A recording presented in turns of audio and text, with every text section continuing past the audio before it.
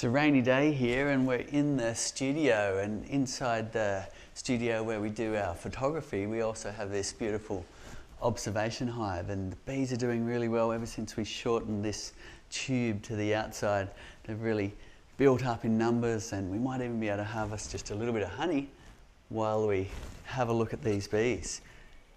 And we might even see, if we're lucky, some of their dancers on the comb surface. So if we have a look, I'm seeing one just here. See this shaking and wandering around. Now, you can decode the waggle dance by looking at, first of all, the 1 second of waggle and then a pause is equal to about 750 meters, so almost a kilometer of distance. So you can get an idea of how far the bees are flying by watching the waggle. Not only that, you can have a look at the axis of their figure of eight if they're doing the figure of eight dance, and that'll give you an idea of their direction by using the angle to the sun. Now, bees have an amazing and complex navigation system. They can also use the Earth's magnetic field to navigate, which is pretty impressive. So they have a compound called magnetite inside them, which gives them an internal compass, if you like. So this isn't our normal flow hive, this is an observation hive, and it's basically one that we've doctored by cutting straight down the middle. So our normal hive is cut straight down the middle, then it's tiled out into four. So it's the same area as our standard flow hive, just tiled out so we can get a better understanding of what's going on, and it's a nice indoor hive. This one was situated for a long time in a local cafe, and it attracted amazing amounts of attention of people coming up and watching the bees. If you've got questions, put it in the comments. We'll get to answering those. But let's see if we can tap off a little honey. I can see in the windows that they're not quite full, but let's harvest some anyway because we're here. Okay, we'll only be taking one frame, leaving the rest for the bees. And let's have a look up here and here and take out the little cap there. You can see capped honey right here in the observation window. So this cross-section view of our flow frames is super useful. You can even watch the bees depositing nectar with their tongues. So I'm putting the key in the bottom slot here. I'm just going to do it in segments so I don't tip this very tall hive over when I turn the key. And straight away I can see honey flowing down, and it's already entering the tube at the bottom.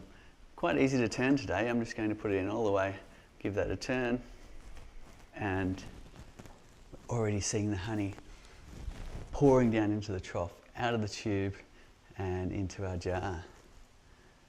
Beautiful. I never get sick of watching the golden liquid just pour out of the hive in this mesmerizing way. Any questions? Put it in the comments and we'll get to answering those. We do have our super lifter invention now landing in the USA. Some great reviews coming in. So if you've got your super lifter, let us know what you think and send us some pictures of you using it. I'm just going to taste this honey. Yum. There are some bad honeys, but most are beautiful. I'm just trying to work out what that flavour is. I expected it might be the Melaleuca paperbark, looking at the colour and the time of year, but that's not what I'm tasting. One of the amazing things about honey is it's full of surprises, and connecting what the honey looks like and tastes like with what's flowering is a fun game that never ends because there's so many different flowering species. Any questions coming in, Trace? Yeah, so obviously this hive is a pretty different looking hive for most people to look at, and so someone's just asking, is there a queen excluder, and how many of them are brood boxes and how many are honey supers? So we do have the queen excluder situated here. So I've actually got the same amount of frames as a typical single 8-frame brood box. So all I've done is cut it down the middle, make some custom ends and stack it. And then we've done the same with the super. So it's got exactly the same as our Flow 6 or an 8-frame laying. And it's equivalent of a single brood box and a single super, but cut down the middle and tiled out. Fantastic. Seeds, and how many bees do you think are in this hive? Well, I'm just looking at that and I can see they are quite crowded. There's actually a lot of bees in here. So upwards of 25,000, perhaps 30,000 bees in this small hive. And that's incredible when you think about it, and even more incredible when you think about their communication and how a bee can fly out, let's say it's a scout bee, come back to the hive and do a waggle dance in amongst perhaps 30,000 bees in the dark and somehow transmit exact information about how far to fly, which direction to fly, so the rest of the foraging bees can follow. And if we have a look on the comb surface, we might even see some waggle dances going on. I can see some down here, and you'll notice a waggle as they waggle their behind to signal how far away the flowers are. Now there's something going on down in this region,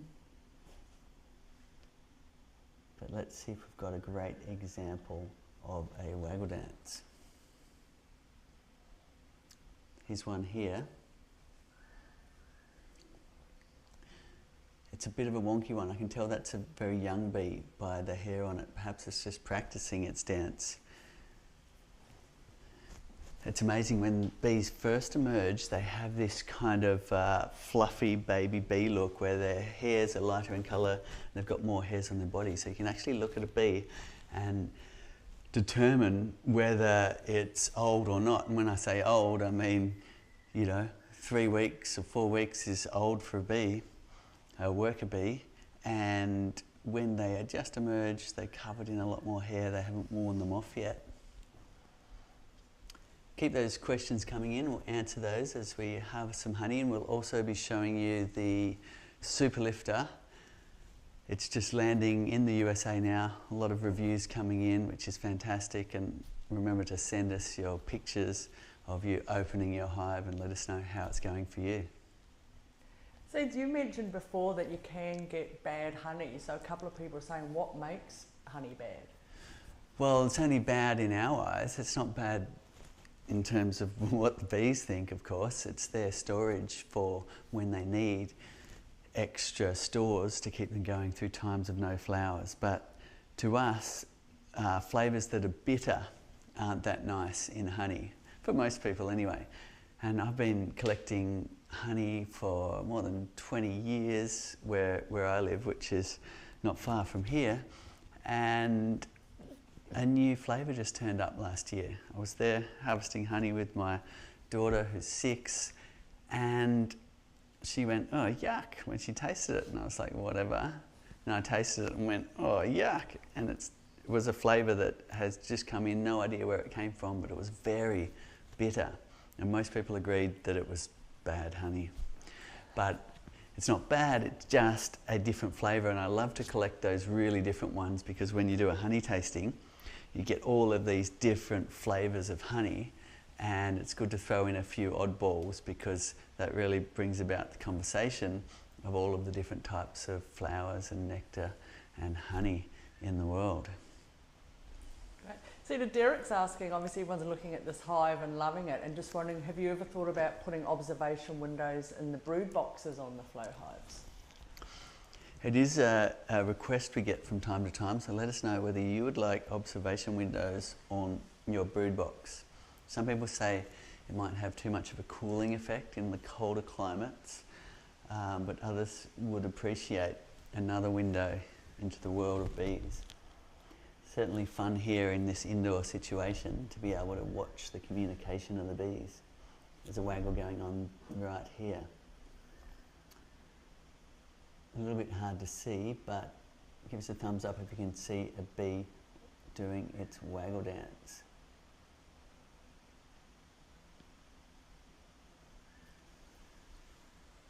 Another here, just in front of my finger. If we can get enough light on the subject, you might be able to see that waggle there. It's very cool. See, the Megan's really interested on how did you construct the pipe at the back to let the bees go out to collect pollen and nectar? So it's a pretty simple process. All we did was cut a hole in the end here. So we actually, well, more so we just mounted a plate right over the entrance, and then this here you can push up and down to close it. So when we need to do our inspections, what we do is we close this off, so returning foragers will end up stuck in there and the rest of the bees are here. Then it's on wheels down the bottom, so we can wheel it out onto the veranda and then start pulling the hive apart. So that way we can have an indoor hive that maintains serviceable. Oh, great. And that might be, Sally's asking, you know, do the bees in this hive, are they living inside 100% indoors? But I don't think he'd realise that there's actually a pipe going outside. So if you have a look out the window here, let's see if you can see where they're going out. You might get a view if we can get the camera out the window. I don't know if we can. We'll need to. There we go. Give us a thumbs up if you can see that. We're leaning out the window with a whole lot of phones strapped to a bee box side, and you can see the bees coming out of the pipe. And it's a bit of a rainy day, so there's not a whole lot of activity, but there has been huge bee beards hanging off that.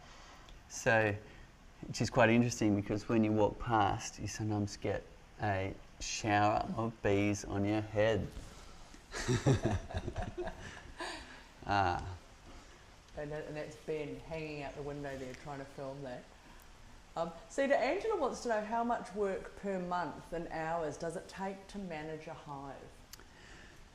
So the answer, like many things in beekeeping, is it depends. It depends on a little bit of luck. Sometimes you get colonies that really do look after themselves and they don't need as much intervention as others. And other times you get one, for whatever reason, keeps losing its queen, and you've got to get in there and give them the resources to make another one or import a new queen, things like that. So it also depends on what type of pests and pathogens you might have around in your area. So asking some local beekeepers how much intervention or how often you need to be inspecting your brood is a good idea. Now, often people think, oh, that is a chore, getting in there and looking after the brood, but people, as they start beekeeping, that often becomes one of the big joys of beekeeping, is taking it apart, having a look in the brood nest, going through the combs and marvelling at this amazing world of bees. Others like to get somebody else to come and do it for them, but most of the time they get interested and do it with them and end up a fascinated beekeeper also. Now, we have the varroa mite coming into our region, and that's been a process over the last few years. So we've, as we get this, what's called the build-up period, we're all having to inspect a lot more often, so we don't get caught out with a whole lot of mites taking over our hive that are coming from feral colonies dying out. So right now in our area, we recommending people inspecting every month and doing their washes to check for varroa. Hopefully things will stabilise over the next year or two, and then we'll be back to management like most of the world is. But Cedar, we've got someone there tuning in from Florida and having problems with hive beetles. Is there anything they can do beside the beetle traps? I'm not sure which hive they have. So generally a strong colony won't succumb to a hive beetle attack. They will keep the hive beetles under check. But what we recommend is, as soon as you have a drop in numbers, let's say your hive swarmed, you've done your best to manage your colony but they've swarmed anyway, or you've got a situation where they've lost their queen and they're building up again, and the numbers are thin on the ground, that's when you really want to activate your pest management tray down here and catch some of those pesky hive beetles by putting some oil in the tray below and catching those hive beetles, giving your bees a helping hand. Otherwise, what you can find in those lean times where there's not enough bees to cover all the frame surfaces, the hive beetles can lay thousands of eggs and they end up worming their way, damaging the brood comb. And if left unchecked at that stage, it can turn into what's called a slime out, where you lose your colony to the hive beetles. So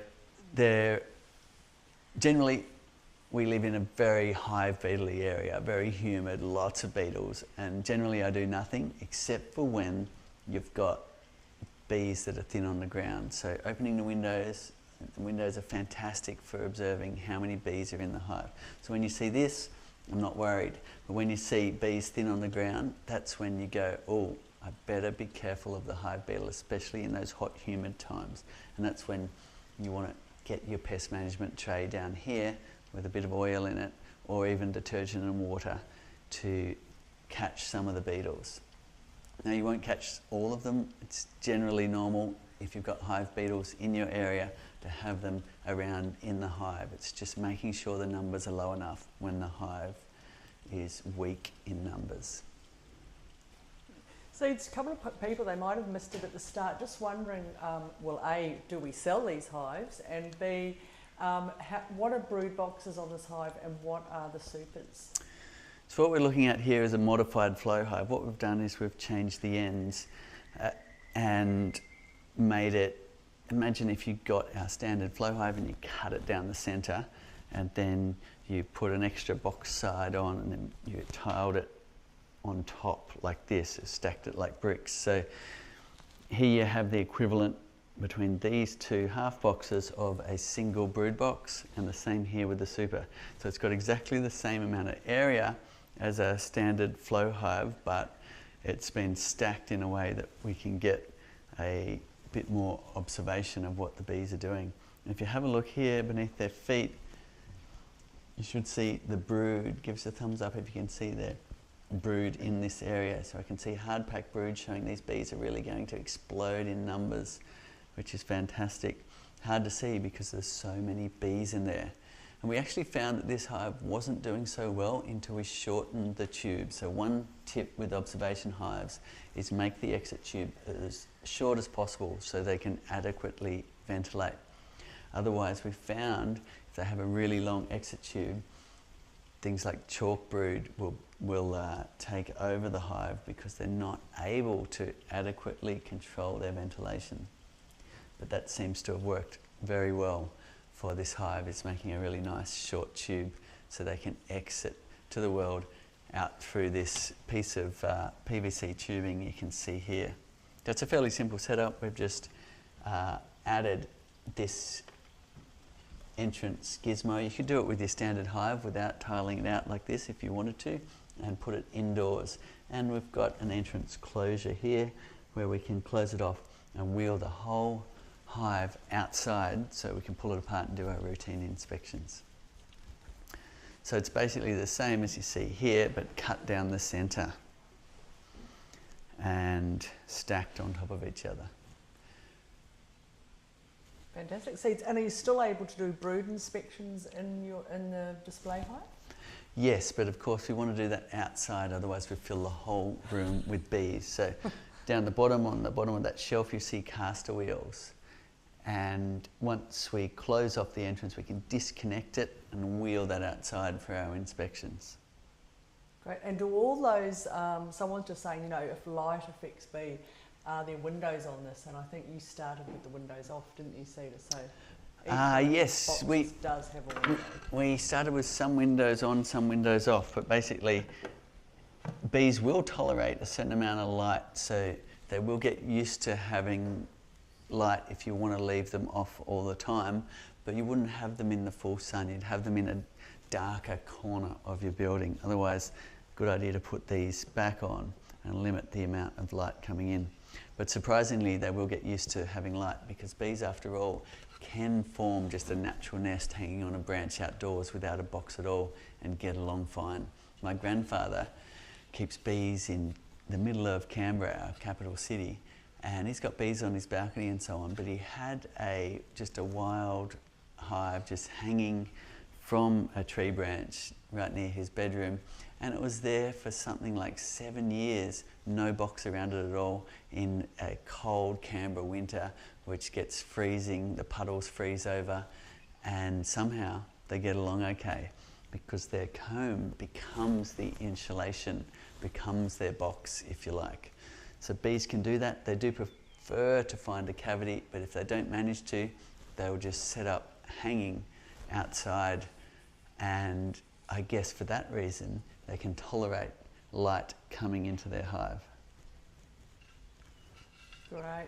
Cedar, we've got a new beekeeper who's just purchased a classic. I think they're in the US. Just wondering, he's wondering, he's getting the bees later in spring. Do I need to be prepared for with a secondary hive in case they swarm? It's always a good idea as a beekeeper to have some equipment around. If in the springtime especially, swarms are a very common thing, whether it be your hive or other hives. Try as you might to do your splits and make enough space in your hive. Bees will be bees, and they will sometimes still swarm. So having some equipment around to either do your splits or catch swarms is a great thing as a beekeeper. It can just be any kind of simple brood box and any kind of simple lid, but a good idea to have something and some spare frames to go straight in it, because if you don't put frames in, the bees will likely build just a whole lot of random comb, and then you'll be left with an unserviceable box of honeycomb that you'll have to work hard to cut out the brood sections and rubber band them into frames and so on. So have some spare brood frames and have some spare boxes. So something like this is what you want handy. You've got your frames with your comb guide in, or foundation, whichever you prefer to use, and that way it's ready to go. Have yourself another base and another lid of whatever you're choosing, and that way you'll have the ability to catch the swarm when it comes. Also, you could set up that hive as what's called a bait hive, so that if you're away and your hive swarms, you never know your luck, they might just move right in to your bait hive.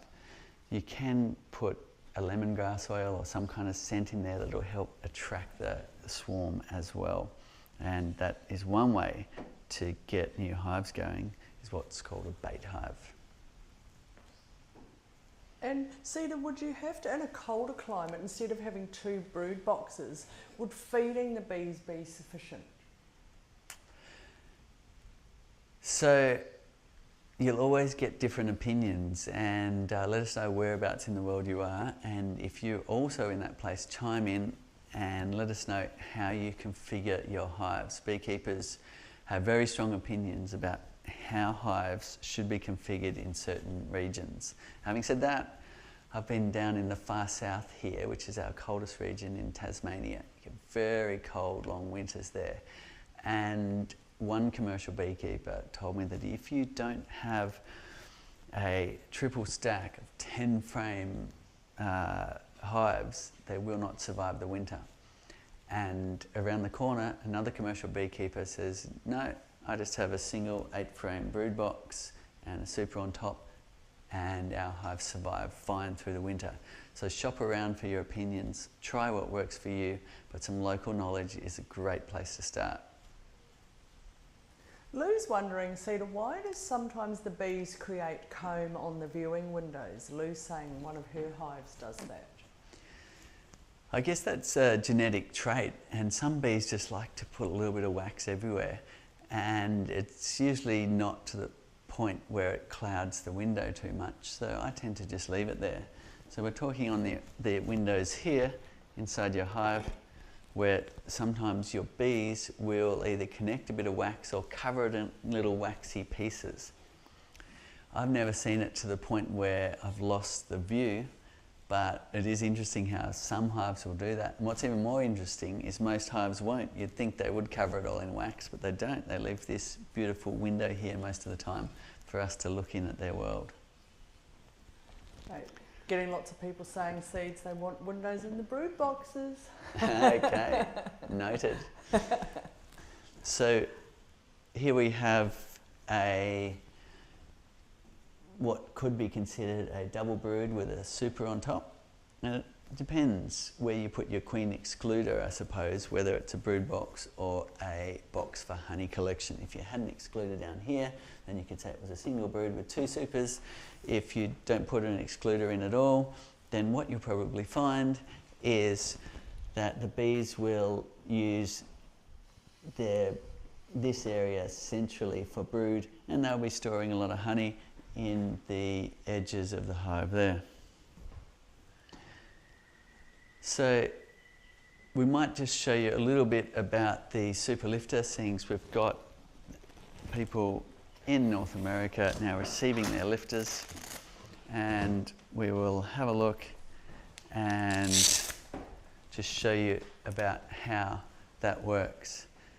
Now, the way we do this is simply pick it up by the handles like this. So if you're new to the super lifter, it's a device that helps you very easily open your hive. If you dial back through a few of our videos, we've got lots of live demos of how we use the super lifter.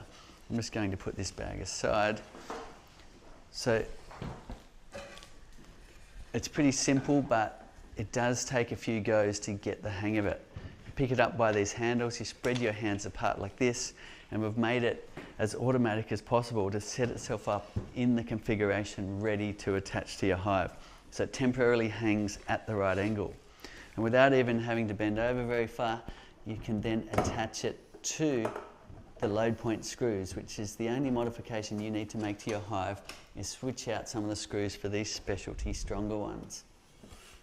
Then once it's attached to your hive, the mechanism allows the upper brackets to go up and over the top of your upper load point screws. Then using this as your handle, note you still haven't had to bend down, you lift it up like this, which gives you an amazing mechanical advantage and splits even the most stubborn hives apart without having to use your hive tool and lever away like we're so used to doing conventionally. Then all you need to do is roll around the support leg like that, set it up with the clickers here, and you're ready to roll the hive over like this and start your beekeeping. So it does make it exceptionally easy to open your hive and takes away that barrier of lifting those heavy boxes off that often needs 2 people, or often you're taking a lot of frames out to reduce the weight in order to take those top boxes off. Whereas now, in 15 seconds, you can just open your hive and be ready to go. Okay, if any more questions, keep them coming in. We're giving another quick demo because we're indoors today of how the super lifter works. Great. So there's a couple of people saying they've received their super lifters and they're just fantastic. What a game changer. Excellent. Yeah. Keep those reviews coming in. We're getting such positive feedback, I guess because it's taking away that pain point of really lifting that heavy box off. So many people get back injuries. So even people that are exceptionally strong are really appreciating this new way to open their hive. So just on that observation hive, do you have to clean that type of hive? So I guess it depends which area you're talking about. Probably the only spot that needs cleaning in the observation hive is the tray below. So we've got a tray down here that we've cut down, and it will fill just like any other tray that you've got under a screen bottom board. It'll fill with debris that falls through the screen. Particles of wax, bits of pollen and so on. So that'll need to be cleaned from time to time. But otherwise, bees generally take care of everything inside the hive. And unless you've got a problem, then the bees will look after the flow frames and they'll look after the brood frames down here. Do you ever have to watch for condensation or have problems of condensation, Cedar, in the observation hive with the temperature difference between the outside and the inside? So I haven't noticed condensation be a problem with this particular hive, and in our area we don't find condensation a problem at all. We sometimes see it when you've got particularly humid times and a sudden cold snap, where you've got the areas of this plexiglass getting colder, and that means air inside by the window is cooling and getting to that dew point where little water droplets will drop out. So it's a perfectly normal thing, and slightly accentuated on these window covers because they're getting cooler compared to the rest of the box. But generally, one of the reasons why you might see condensation in your hive is because you've got a window. So you'll also find condensation in most beehives, but you can't see it because you don't have that window to look in. Is it a bad thing? Well, not normally, because it's actually a water source for the bees. And some people in those colder regions, if you look at some of Fred Dunn's content, for instance, he'll be recommending you don't actually try and insulate your boxes over the winter.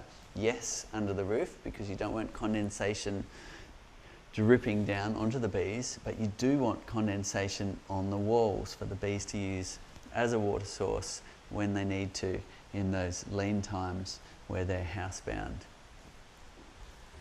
Cedar, Steve's, they're really keen to want to maybe start beekeeping. So Steve's question is, how often can you harvest honey, and how much honey can you get out of a hive?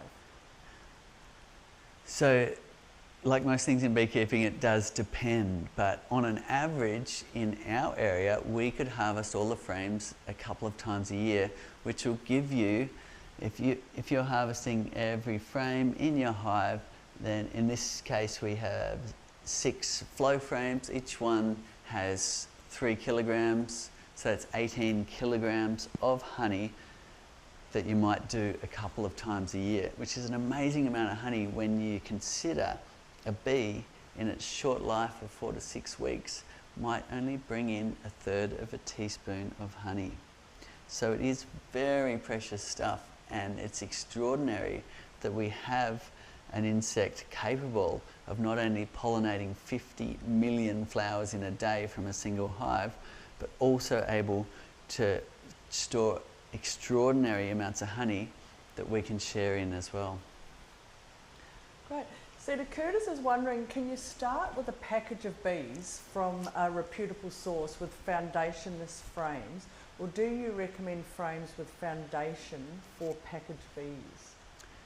So I'm a big fan of foundationless frames. Now, I'll tell you a little bit about why. But having said that, our frames come with the slots at the top and the bottom that you can put in foundation if you wish. Now, if you're getting mentored by a conventional beekeeper, like I was for a long time, I'll be putting in the foundation, spending my nights waxing and wiring. Others are putting in plastic foundation, which I find the bees just really don't take to very easily, even if you're covering it in wax.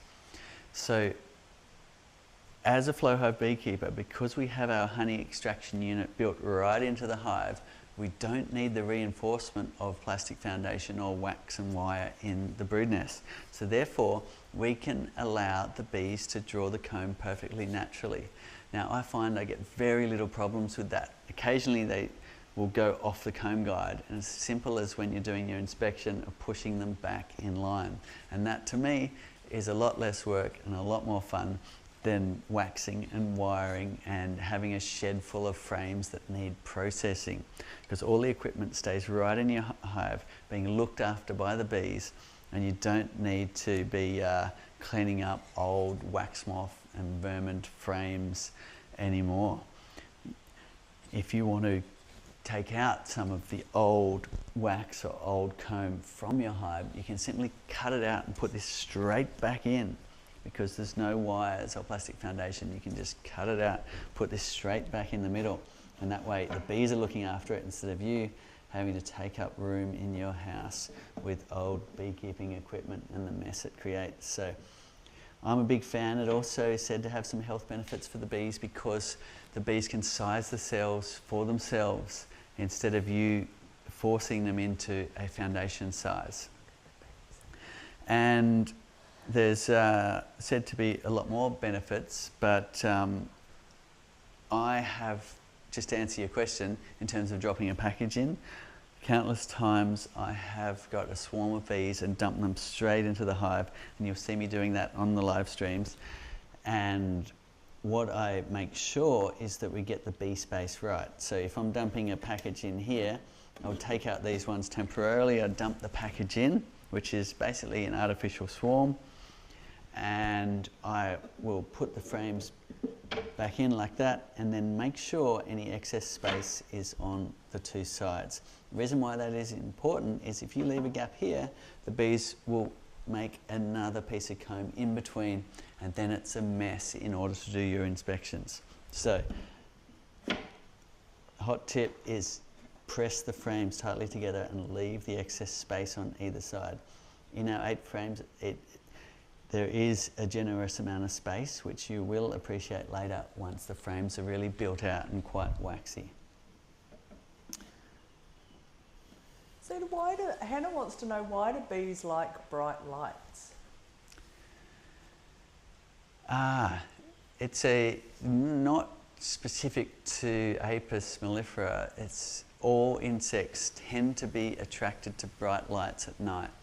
Now, why? Our theories are it looks like the way out of a dark home. So let's say if you have insects in a cave or a cavity of some sort, then the way out is where you see the light shining in. So picture that at night time, what you have is darkness with this pinpoint of light that looks like that is the way out of the cave or the cavity. So that's the reason why we think they go to the light at night. Now, if you are situating your hive near your house, a great idea to point the entrance away from any lights. Otherwise, you'll likely get a whole lot of bees around that porch light or veranda light, just buzzing around and wearing themselves out, and perhaps being on the ground on their last legs by the morning. Great. So just the tunnel on the observation hive, somebody's asking, do the bees keep other bugs out of the tunnel so that they can't get into the hive? Do the bees keep other bugs out of this tunnel? Yeah. Yes, so bees are quite territorial. You'll notice that if you poke your head in the entrance of a hive, great idea to be in your bee suit at that point, because they will defend their entrance, just as they will from even hornets coming in. Now, we don't have the yellow jackets here in this country, but in other countries you've got a situation where predatory wasps will try and enter the hive. Now, one of the ways you can help them from that is reducing the size of their entrance so they can better defend themselves. So bees will do their best to defend their entrance, and they'll also like to stash their gold at the back of the hive. So other bees coming to rob the gold will have to work hard to get all the way up to where the gold is.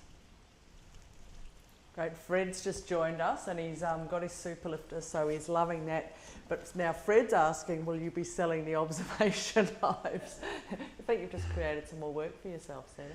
Yes, well, let us know if you really would like an observation hive. Generally, there's probably not enough demand to warrant a manufacturing line, and we're pretty busy with our hives and super lifters at the moment. But having said that, if people really want them, then we could get busy. Now, it's something that we have just modified a hive, which you could do too, just by making smaller ends. And that way you can make yourself an observation hive, or you could simply cut what might be an easier way to modify our standard equipment into an observation hive would be to cut a section out.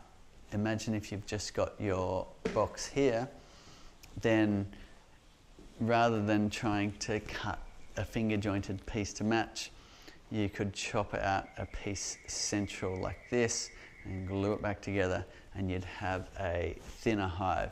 and you could either choose to cut it in half, and that would work well with our flow frames, or you could go to whatever size you like and start tiling them out even taller. Great. Cedar, do you think bees can cause issues for the neighbours? So bees are everywhere anyway, so even like there's some statistic per acre, there's between 50 and 150 colonies around anyway, and that's in Australia, and that was measured, which is incredible when you think about it, and often you don't even know they're there. So from that perspective, we have bees around anyway. Now, increasing the number of bees around does increase the likelihood of bee stings. But people are used to wearing their shoes when they walk on the clover and so on, which is where kids often first relate to bees, is walking barefoot on the flowers and getting a bee sting on the foot. Now, having said that, there are a few things to be neighbourly when it comes to beekeeping.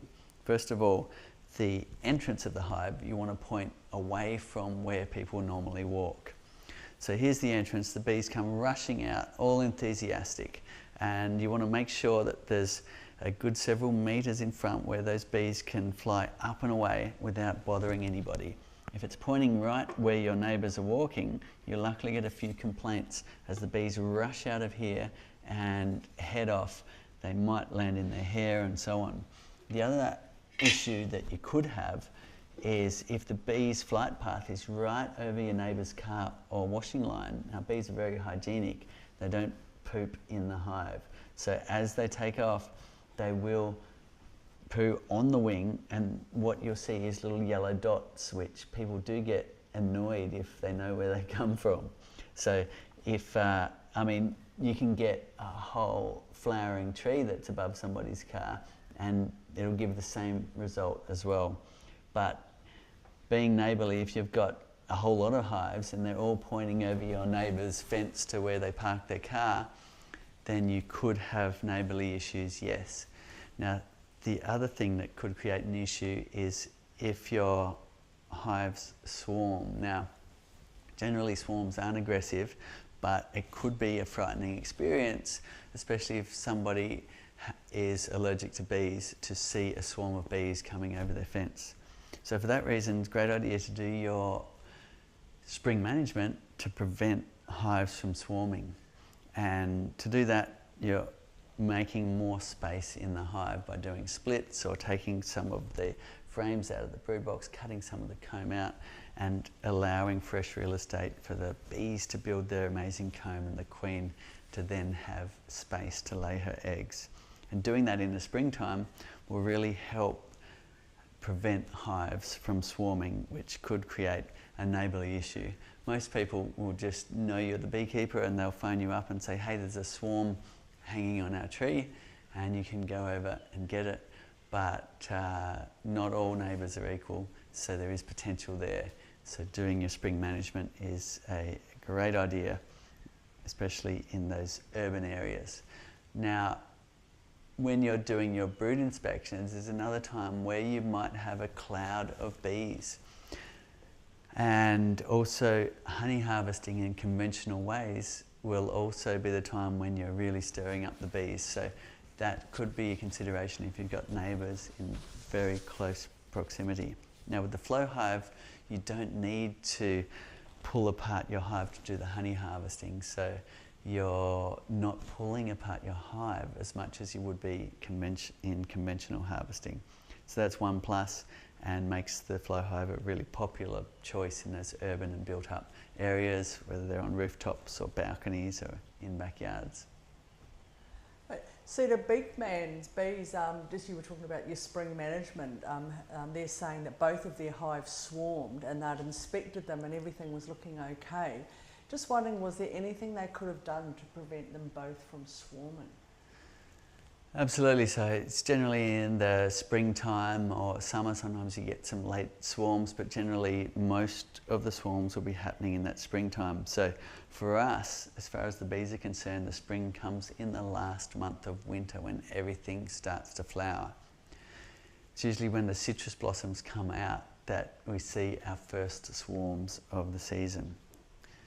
Now, when hives are really building up, that's when you need to get ahead of the curve and do what's called the spring management. So there's a whole lot of different ways you can do that, but basically the aim of the game is to make sure that your hives aren't too crowded. When the hives are crowded and there's nowhere for the queen to lay eggs, that's when you're likely to get the swarm trigger, half of the bees leaving to temporarily land on a branch and then look for a new home. Now, to avoid that, I like to take splits where you're taking up to half of the frames out of the brood box, and that alleviates, suddenly makes a massive amount of room, alleviates the congestion, and if those frames, blank ones are put back in, then the bees will quickly draw their comb and there'll be a lot of new area for the queen to lay eggs. That's my go-to, and if you don't want another hive, somebody else surely will. Or in some cases, you'll be helping someone get started and they'll actually come and take a split from your hive. And that way, it's solving your problem and solving theirs, which is they're looking for bees. Now, you could do all sorts of other methods in order to make space in the hive. One, you could add another box like this, another brood box or another super, and that would create a lot of space in the hive. Or you could cut out some of the honey from the edges here and put those frames back in the middle. Now that's a very common thing to do, also helps cycle out some of the old wax. Generally what we do is when frames have been used for multiple seasons, the cells are getting really dark and old looking, then we'll move those frames to the edges, wait till there's no brood in them, take them out and replace them. If you're using foundation, if you're using naturally drawn, then you'll simply cut out the wax right there in the field and put the frame back in the centre, and that way you're creating that extra space to limit swarming. Chime in, let us know what your favourite swarm preventing methods are. So with the super lifter, what's the maximum amount of boxes that you can use with the super lifter? So the maximum amount we've designed it for is a configuration like this, where you've got your 10 frame laying size, you've got 3 boxes, and you've got a roof full of honey as well.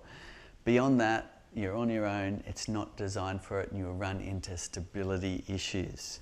So let's just have a look at that now. We'll close this one back up, and you'll notice when I close it, it's landing just at the back here. So you'll have your smoker and your bee brush, and you'll be making sure you're not squashing bees right there at the back. Then you've got this beautiful controlled way of placing your box down, and plenty of time. You can go as slow as you like, which is a bit of a game changer in terms of dropping your box back on. You can brush bees, you can smoke them out of the way, and then you've got a very controlled way of closing up your hive and putting it back. You can collapse your pole leg, bring these down, and you can now do your brood inspections without having to bend down with heavy weights. So let's have a look at this one here. So this is the configuration we have designed it for, and I'll show you why. Putting it on the bottom screws up to the load point screws here, then we are lifting, making sure our brackets are engaged with the load point screws, setting up our pole leg, making sure this is close to straight up and down like that, and then rolling the 2 boxes over. Now at this point it's going to be heavy to lift without our extra handles. So we do recommend that when you are doing a double box lift like this, if they're full of honey, use our extra handles. and that'll make it a lot easier. And the way these work is you attach them to the same load point screws back here. So once you've set up your bracket like this, then it's a simple process of aligning the load point screw with the key area in the bracket and doing up that brass butterfly nut there. And that gives you a lot of leverage. Now I've got this screen in the way. This is where we take our photos. It's a simple setup. It's a piece of paper, and you'll notice the photos on our website look fantastic thanks to Ben, who's behind the camera here. And here we go. And away we go. Now, a second one's a good idea, so you can stand between them and brace yourself like that. And another thing of interest is we recommend starting with this in the upper position. So this has got two positions here. We call that the double box stand because we've made that to catch the double box a little bit earlier, to save that last little bit, which tends to be the hard bit. Now, away we go, and you can use one handle. Two will be easier again. You'll notice that it's landing on that double box stand, and its job is to catch it a little bit earlier, which just is a simple way to make it easier to open and close when you've got a lot of weight. Now imagine if you had another box here. What we're going to run into is stability issues. So we've designed it for most people are keeping their hives in that configuration or this configuration. And while we could have made the whole tool bigger to support more boxes, then everybody would have to have a big tool in order to do their beekeeping. So we've gone for most people are keeping it in that configuration or this configuration. However, in the extreme cold areas, it is common for people to really build their boxes up and then harvest batch process at the end of the season for the conventional harvesting. With the flow hive, of course, you've got the ability to easily tap the honey off, so you can run smaller colonies while collecting a lot of honey compared to the stacking boxes in those colder climates. So what you'll find if you then try to open with more boxes, which I'm sure people will, even though we clearly say it's not designed for it, you might run into stability issues where the whole thing falls sideways. So for that reason, if you do attempt that, not that I'm recommending it, please add another support member out here, like a stack of boxes or some form of table that you can tip your boxes over onto. Great. Cez, can you just show us, someone was just wondering, is it an issue when that top box, if you've got it like that, lands on, I can't remember what you call that little black clampy bit, into the handle groove? Does it create a problem? We haven't noticed any problems so far. There it is, and it's just landing in the, just slightly above the handle. Now, if the box is the other way around or you're lifting in the other direction, it'll land on the swing latch, which doesn't seem to be a problem either because it lands about here. Great. Now, Vina is a new beekeeper, bee person, and looking around different companies to purchase bees, and a lot of them offer Italian bees and other types. Just wondering, how can I make sure I find non-aggressive types of bees? So generally anyone breeding bees, probably the first thing they're breeding for is nice gentle genetics. When bees get aggressive, they're just not as fun to look after and do your brood inspections. So for that reason, everyone breeding bees is breeding for those nice, calm traits. And beyond that, the traits that you are wanting are some nice hygienic bees who look after their hive well, keep pathogens away, and also productive bees. Now, as a backyard beekeeper, you don't need the level of production that a commercial apiarist will need. So probably the order of preference would go nice and calm and hygienic and productive. Now we've got a really new beginner beekeeper, Luna Moon. They've just bought a flow hive, but really don't know where to start. And Luna, you're asking for someone to send you some links. Lena, just email us at info@honeyflow.com and we'll definitely get a lot of information. Also on our website, honeyflow.com, there's heaps of information. But Cedar, what would you recommend as a complete beginner?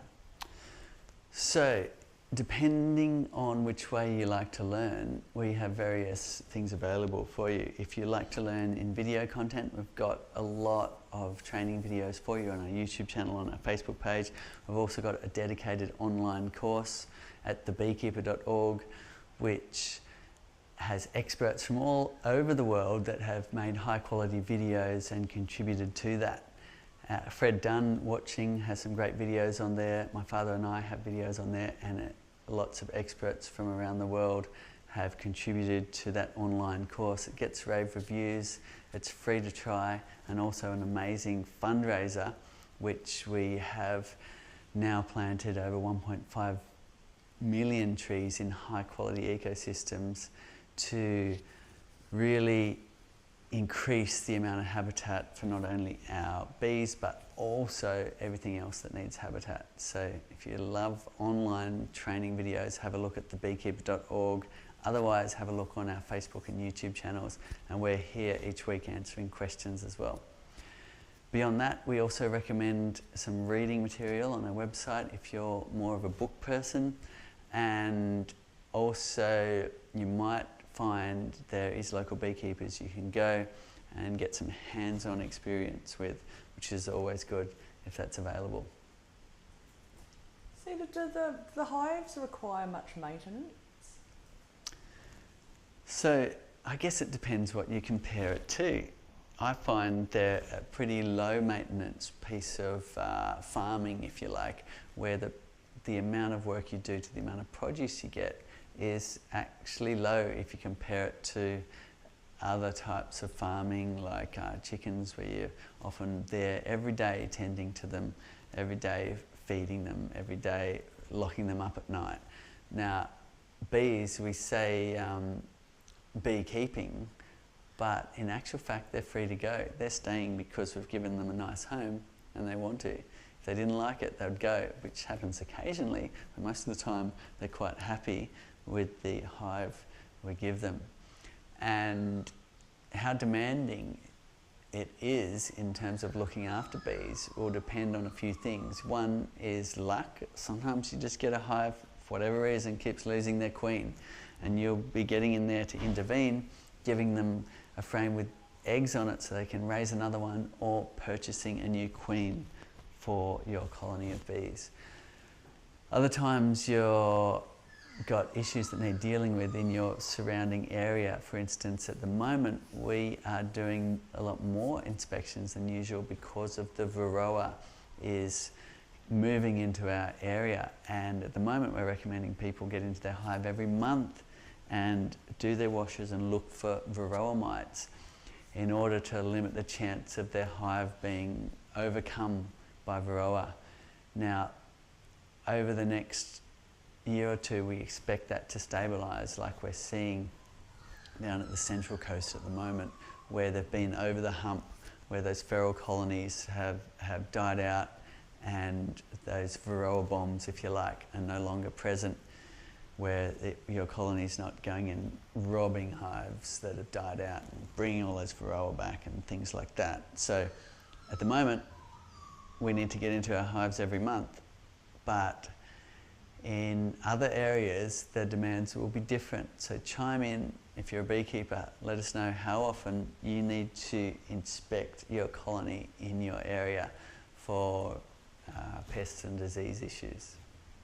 Right, this is a good super lifter question actually from Karen, and Karen's got her hive but just waiting for some extra screws or the super lifter to arrive.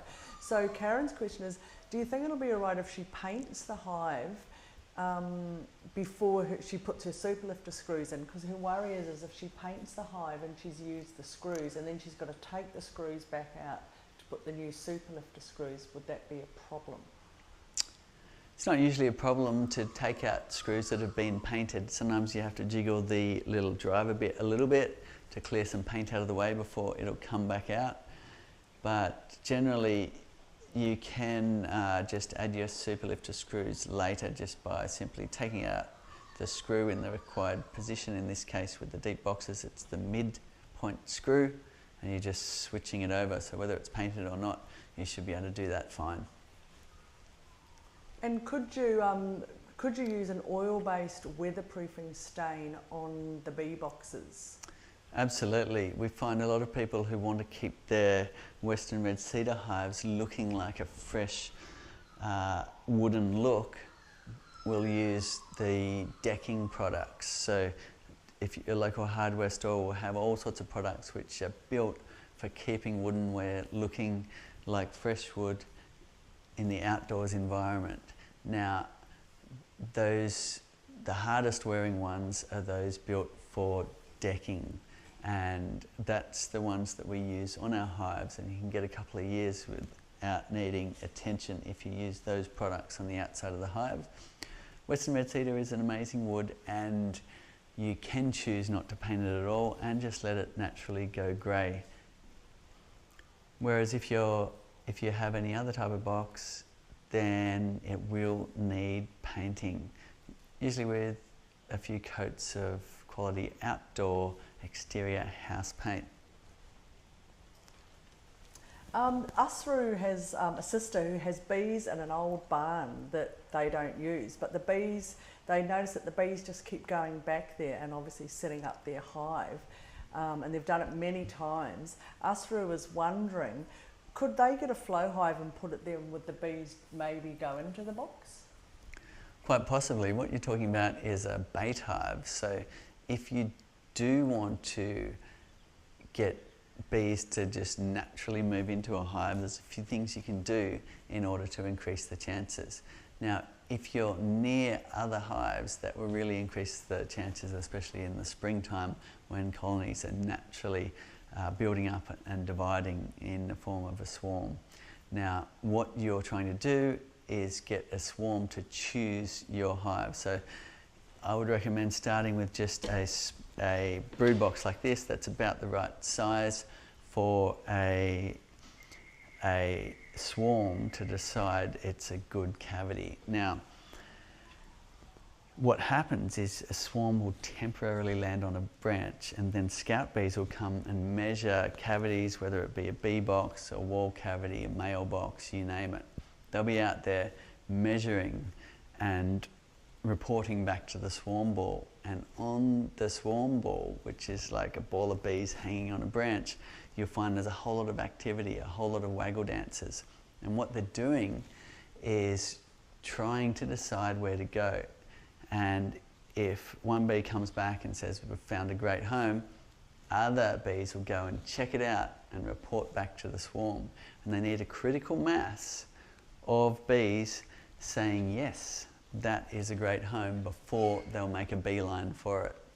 And as soon as that critical mass is reached, then off they'll go to the new hive, and hopefully that is your bait hive. Now, I've set up bait hives a lot. It's a bit hit and miss. You sometimes get bees moving in, but often you won't. Now, if you put some lemongrass oil in here in a Ziploc bag and poke a few holes in it, that is said to increase the chances of the bees moving in, because it mimics one of their pheromones. The other things you want to do is set it 6 to 12 feet off the ground, and you need a baseboard and a lid on that. Try and keep it dark in there as well. Bees will like a darker cavity. Good luck with your bait hive. Now, another thing you might consider doing, if bees are in the wall of your barn, then you can do what's called a cutout and shift them into your hive. And how you do that is literally by taking the wall apart, cutting out the sections of brood, and take the brood only. Take a section like that, use some big rubber bands around the whole frame there to hold the sections of brood into the frame. And then once you've got 3 or 4 or 5 combs of brood in here, try and get as many of the bees in. Often people use a modified vacuum cleaner to suck the remaining bees out of the cavity and dump them in the box. And then that's called a cutout, where you're literally transferring them from a wall cavity into your hive. And that can be a great way to start.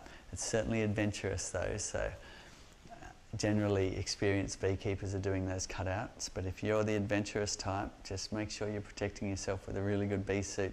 Often those hives in walls and things can be of genetics that are really quite aggressive. So just on that brood box that you've got there, we've got someone tuning in saying it looks like there would be a gap in there to put another brood frame. Could you add an extra brood frame, or how do you balance out that gap? So the answer is no. There is generous space in our hives, and that you will really appreciate later. So what you need to do, there's not quite enough room for another frame there. What you'll need to do is center them like that. And as the wax builds up and propolis on these end bars and things, and the combs get older and the foundations get thicker and so on, you'll find that you will actually appreciate that space. And I guess I grew up with hives that were really quite tight. So when it came to fine-tuning our box sizes, we went for a little extra space in order to make it easier down the track. And we don't seem to have any problem with the bees building comb on the edges. They just will build it inside the frames, and then later they'll end up sitting a little bit apart like that as the wax and propolis builds up. Now, 10 frame boxes, often beekeepers will be running 9 in them. Very common for their 10 frame size, which is this size, beekeepers to run 9 instead of 10, just simply because they're normally too tight. So what we did when we set up our 10 frame size, and I'll just open this up again for you, is we made it a little more generous also, and you will appreciate that if you have been keeping bees with conventional 10 frame lengths. To have that extra space will be so nice later on. Fantastic, Cedar. And why should beekeepers choose between an 8 and a 10 frame? Simply standards in the world. The bee box size is said to have started from old kerosene boxes and things like that were just readily available. And after a while, people started manufacturing boxes for bees rather than just ad hoc making them. And the first size that came along was closer to your 10 frame size here. And what's happened in more recent times, and it's very common in Australia and New Zealand and parts of the USA as well, people have decided to go for what's called the 8 frame Langstroth size, simply because it makes them a lot lighter to manage once they're full of honey. Now we've come along with our super lifter, which makes it a lot easier to do your brood inspections and not having to lift these heavy boxes off. So that might enable people that are using the 10 frame Langstroth size to continue using that size. Often as people age, they tend to start using smaller and smaller size boxes because beehives full of honey are extremely heavy. Great. Cedar, another question, can you gather propolis from a flow hive? Yes, you can gather propolis from any hive. Now, propolis is something, if you only need a small amount, it's the stuff they use to glue up all of their box joints. And you'll notice when you're using your super lifter, you'll see it all along here and on your queen excluder and so on. And it's fun to chip off a little bit and chew on it, especially if you've got a sore throat or something. It has medicinal properties. They're collecting tree resins and bringing that back to make their propolis. So that is where the medicinal qualities come from. Now, if you want to collect larger amounts of propolis than that, then what you'll need to do is get yourself what's called a propolis mat, which is basically a mat that the bees can't get through, but it's got a grid, so it'll be made of wire mesh, and if you put that on top of the hive here, with some ventilation above it, then what will happen is the bees will want to block off that ventilation. I'll cover it all in propolis. And what you'll end up with is a propolis mat loaded with propolis, which you then can take out of the hive, and by warming it you can get that propolis off that mat and start again. Chime in if you've ever used a propolis mat or collected propolis from your beehive. Cedar, is the super lifter designed, if you've just got the one hive, to be left on the hive, or do you recommend taking it off after each time you've used it?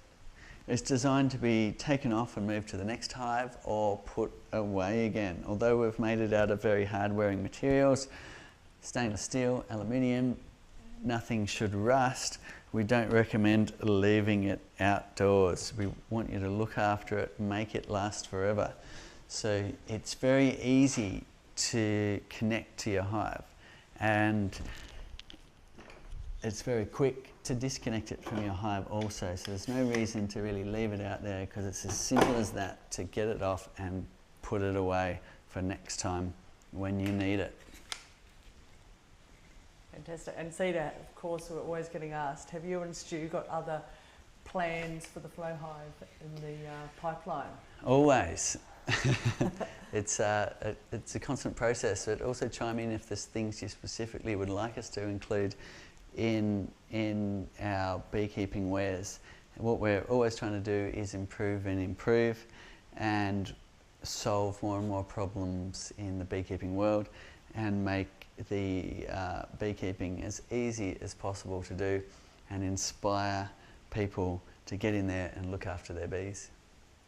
Great. Just got someone asking, and maybe Ben can zoom in, just wondering the little latches that you've used on that hive that are kind of similar to the ones on the observation hive. Gil is wondering, do we sell them, the little clips? Yes, we've purpose built those to be a nicer latch than the ones you get down at the hardware store.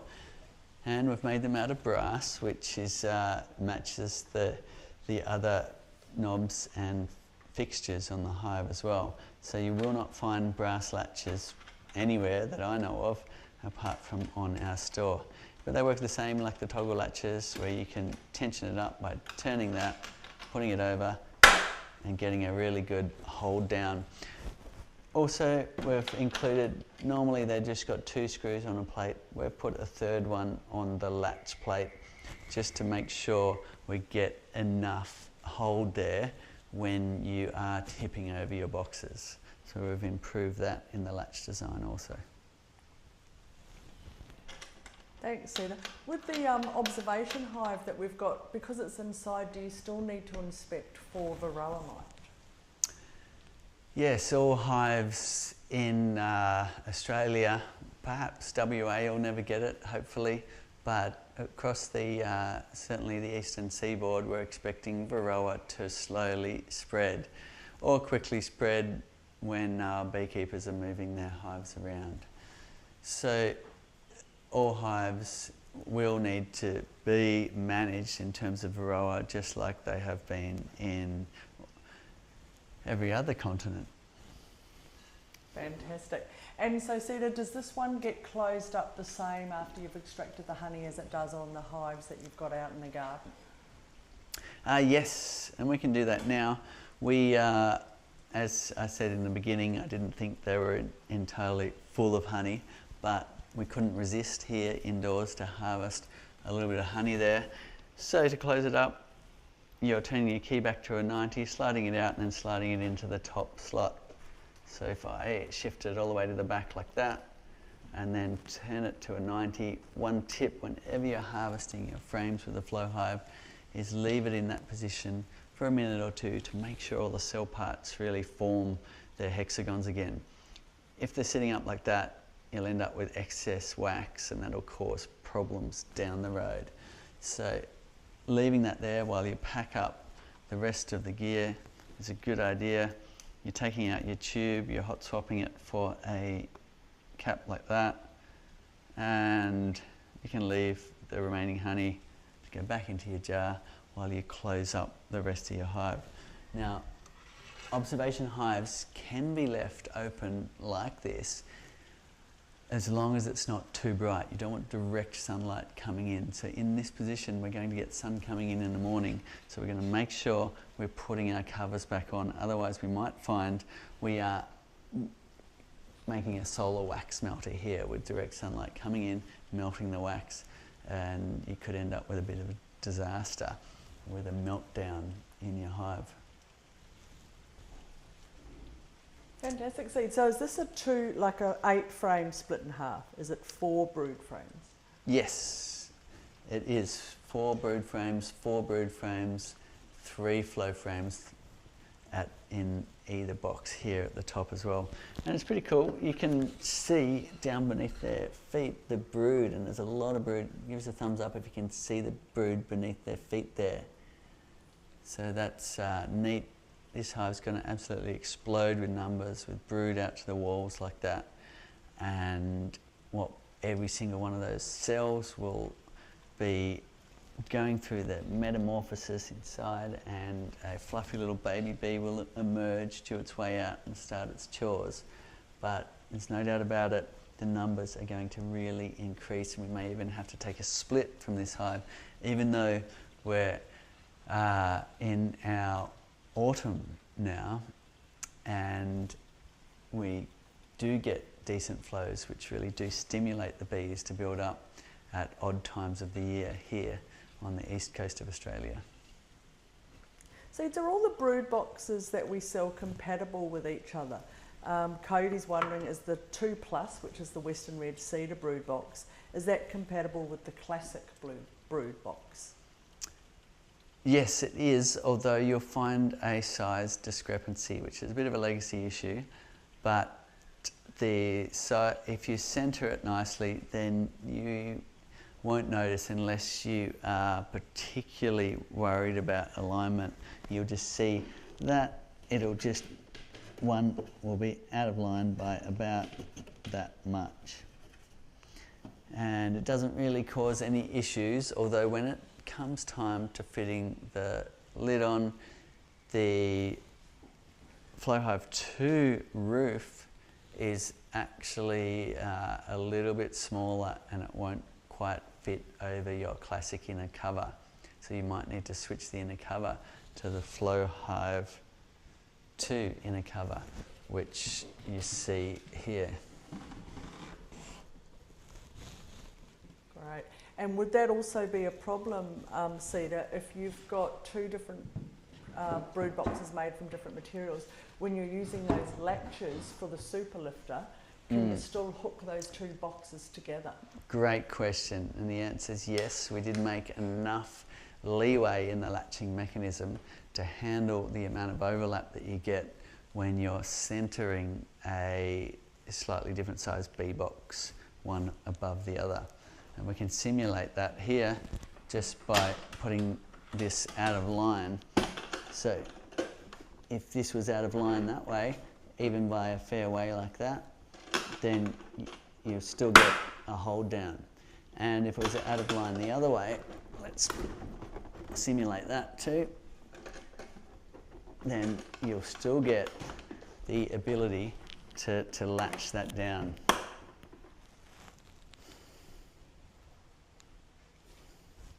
Right, and can you paint the hives, repaint the hives, Cedar, with bees in them?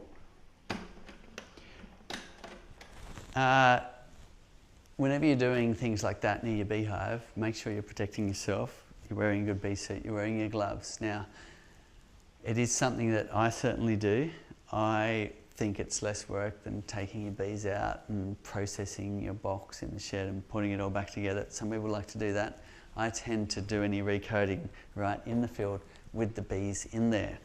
And the time to do this area near the entrance is in the early morning before there's a lot of bees flying. It's hard to recoat this area when it's covered in bees. So your smoker's a good tool there as well, but you can even put something in the entrance in the early morning, smoke the last bees in, put some steel wool or something like that in there, and that'll give you free rein to give this a little TLC and a new coat.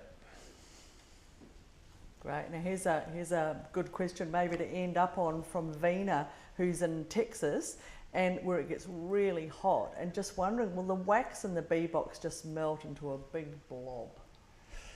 Not usually. So you can get a situation where you get a meltdown. Now I've got friends here in Melbourne which do get extreme heat waves, and they had conventional hives on their rooftop. Now a rooftop is an area that gets very hot with added reflective heat off the roof. And they're inside at the dining room table, and drip, drip, drip from the light fitting came a liquid. It turned out to be honey and wax that was melting somehow, working its way down through the roof because they had a situation where it was too hot. Now we've come along and given the hives extra ventilation. So if you have an extreme heat wave, then the bees are usually fine because they are great little air conditioners, and they will fan and they'll use evaporative cooling techniques by collecting water to really air condition their hive and make sure it doesn't get to the point of meltdown. So at the back here though, we do have ventilation control where you can put the vents up, which gives you ventilation control above this tray area, or in an extreme case, you take that tray out altogether. Oops, just run into the screen, sorry Ben. And then what that does is allow a lot of ventilation up through the hive, and your bees will be fine in even extremely hot conditions. Bees are incredible. They'll survive in extreme hot, extreme cold, and no matter where you are in the world, except for probably Antarctica, which doesn't have any flowers for the bees, and perhaps probably at the opposite pole, then everywhere else, Apis mellifera, the European honeybee, is thriving and surviving. So an incredible species, and we certainly owe it to the bees with their incredible pollination that they can do. A hive like this could visit 50 million flowers in a day, and we don't have any way to replace that pollination power, which is why us as beekeepers are playing a vital role in managing our colonies and keeping bees alive and making sure we have enough bees to do all of the pollination needs and keep our food system going.